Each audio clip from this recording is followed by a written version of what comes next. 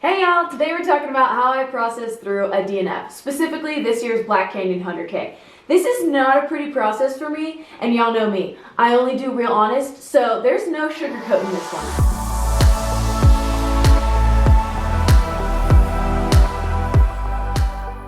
When a race ends like this for me, I'm always tempted to think of myself as a total failure, a quitter, and I let the beating up on myself run wild. For those of you who don't know, this February I attempted the Black Canyon 100K again for a shot at redemption. I was given pretty much the exact same day I had in 2021, with the knee pain starting around mile 9, which led to the unfortunate outcome of a DNF at around halfway point. I know good and well this was the right call, but at the end of the day, no matter how valid an excuse is, it's still an excuse. No matter how valid a DNF is, it's still a DNF. So I've got to sit with that. How do I process something like this? This is not my first let's play around with failure rodeo. So I've put some systems in place to help me work through these things. The first phase of my process is feel all the emotions. This race has brought me so much anger, disappointment, and sadness over the years. This year I cleared my entire work board, I used a lot of financial resources, and put my whole heart and soul into the training. Everything was structured around getting in the best training and recovery possible so I could have a great race. And the reward for all that was the same outcome as before. This race was a major loss of a dream, a loss of the only goal I had for the year, which is probably part of the problem, but we'll get to that. And you know, that hurts a lot. So the feelings I had around the day, for me, are more than valid. For me, it's important to give myself the time I need to feel the anger and not to start trying to turn it into a positive right away. I need time to just sit with those thoughts. This doesn't have to be right away.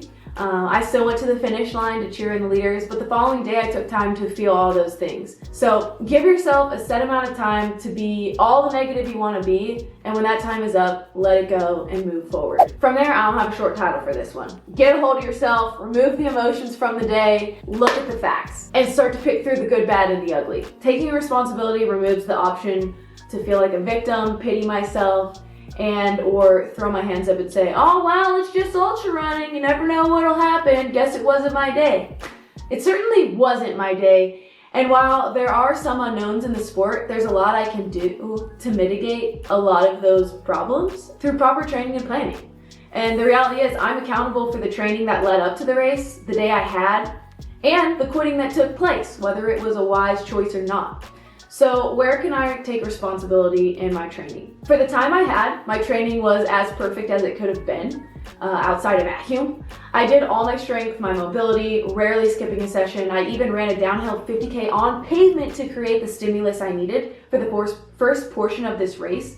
I did everything I could with the information I had from the various PTs, chiropractors, and doctors I've worked with. The minute I was done training, I was recovering. That was the good. Despite all this, it wasn't enough. So something was obviously missing. And this is a good time to ask, what did I have control over and what didn't I? I didn't have control over how my body would use the training I put in or how my knee would react to the elevated pace in the downhills. But I did have control over what races I'd signed up for. And I chose this one. A race that has given me a lot of problems in the past because it's a lot of downhill. So that one's on me. I will not be doing any more downhill races for a long while. That's the bad. I can also take responsibility for allowing the importance of this day get unreasonable in my head.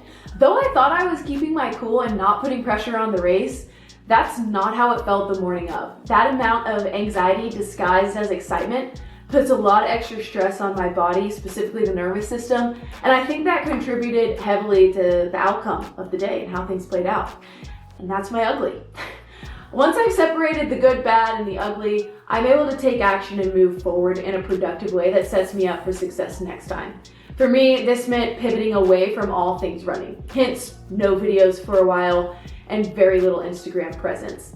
I've got many mixed feelings about social media, but that is a conversation for another day.